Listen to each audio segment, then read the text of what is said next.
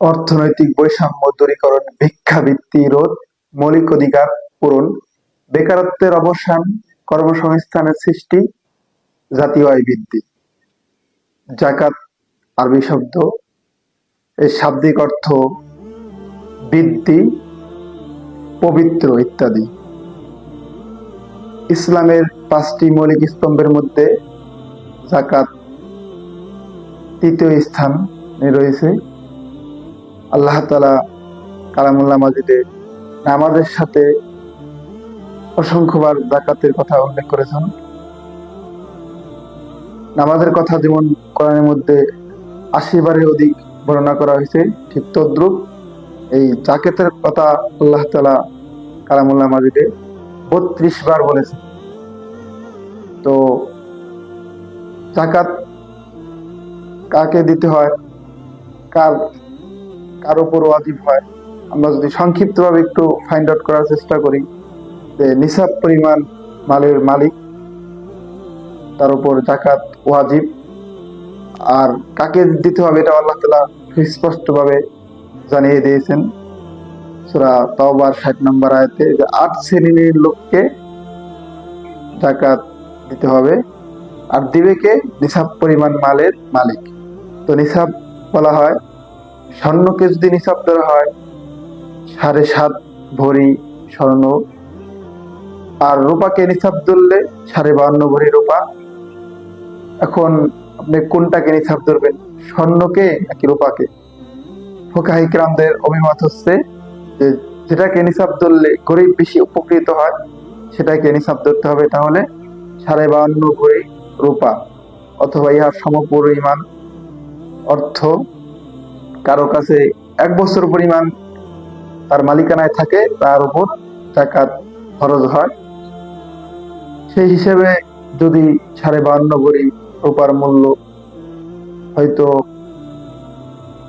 80,000 টাকার মতো হবে, ওই বাজার দর কোন সময় একটু কম বেশ হতে পারে, এরকম পরিমাণ অর্থ যার কাছে 1 বছর মেয়াদি 1 বছর যাবত আছে তার উপর জাকাত ওয়াজিব। আর জাকাত কাকে দিতে হবে, আল্লাহ তাআলা সূরা তাওবা 60 নম্বর আয়াতে স্পষ্টভাবে উল্লেখ করেছেন 8 শ্রেণীর লোককে জাকাত দিতে হবে। এর মধ্যে 1 নম্বর হচ্ছে ফকির, 2 নম্বর হচ্ছে মিসকিন, 3 নম্বর জাকাতের জন্য নিয়োজিত কর্মচারীবৃন্দ, 4 নম্বর হচ্ছে মন জয়ের উদ্দেশ্যে, 5 নম্বর হচ্ছে দাস মুক্তির জন্য, 6 নম্বর হচ্ছে ঋণগ্রস্ত ব্যক্তিকে, 7 নম্বর হচ্ছে মুসাফির, 8 নম্বর হচ্ছে ফি সাবিলিল্লাহ, আল্লাহর রাস্তায়। 8 শ্রেণীর লোককে জাকাত দেওয়ার কথা বলা হয়েছে। তো ইসলামী রাষ্ট্রের, ইসলামী অর্থ ব্যবস্থার বুনিয়াদ হচ্ছে জাকাত। ইসলামী অর্থ ব্যবস্থার ভিত্তি হচ্ছে, ইসলামী রাষ্ট্রের আয়ের মূল উৎস হচ্ছে জাকাত।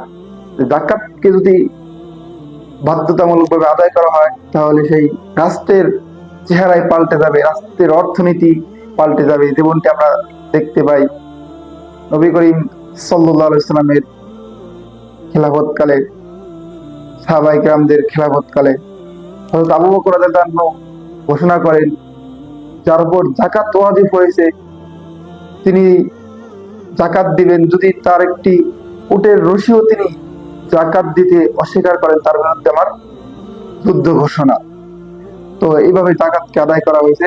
এজন্যই সেই আমলগুলো স্বর্ণযুগ ছিল, স্বর্ণযুগে পরিণত হয়েছে।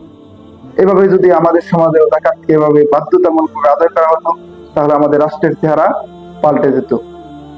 তো আমরা যদি একটু জাকাত আর ওই ট্যাক্স নিয়ে একটু তুলনামূলক আলোচনা করি, যে প্রতিটি রাষ্ট্র তার পরিচালনার জন্য অর্থের প্রয়োজন, আর অর্থ রাষ্ট্র কোথায় পাবে? অর্থ সাধারণত রাষ্ট্র জনগণের কাছ থেকেই নিয়ে থাকে। আর ট্যাক্স হচ্ছে, কর হচ্ছে জনগণের উপর আরোপিত সরকারের এক বিশেষ ধার্যকৃত, অর্থাৎ জনগণের নিকট থেকে সরকার বিভিন্ন জিনিসের উপর ট্যাক্স বা কর নির্ধারণ করে থাকে। তো আমরা অনেকে বলে থাকি যে আয়কর দিলে তো আর আমার জাকাত দিতে হবে না। আমরা একটু সংক্ষিপ্তভাবে যদি একটু এই দুটার মধ্যে পার্থক্য করার চেষ্টা করছি। আয়কর দিতে হয় হলো ইনকাম ট্যাক্স, মানে আপনার আয়ের উপর সরকার এটা ফিক্সড করে দেয় যে আপনার এত টাকা হইলে এত পার্সেন্ট আয়কর দিতে হবে। সম্ভবত 3 লক্ষ টাকা পর্যন্ত দেয়। 3 লক্ষ টাকা নিচে ইনকাম করলে তাকে আয়কর দিতে হবে না। এর অধিক ইনকাম করলে, আয় হইলে আপনাকে আয়কর দিতে হবে।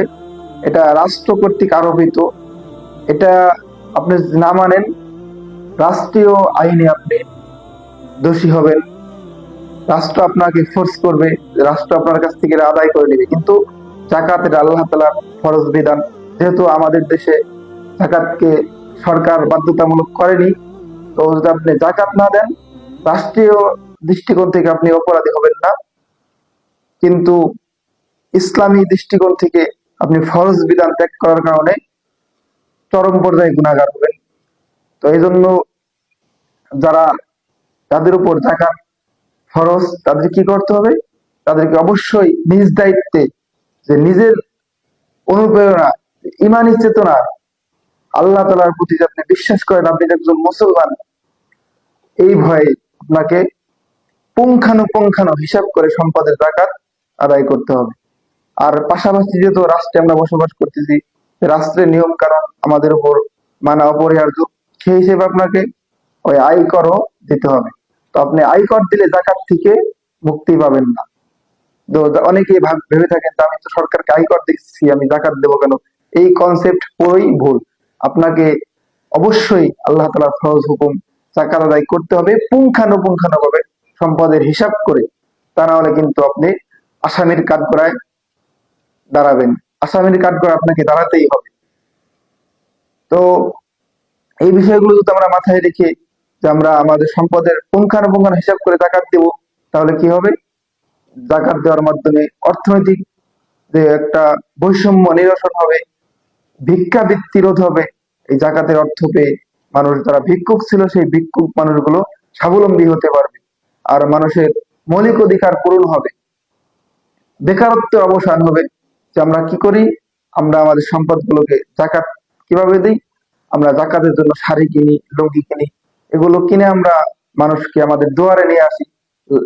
এগুলো অনেক সময় দেখা যায় পেপার পত্রিকায় আসে যে জাকাতের ত্রাণ সংগ্রহ করতে গিয়ে মানুষ পদদলিত হয়ে মারা যায়।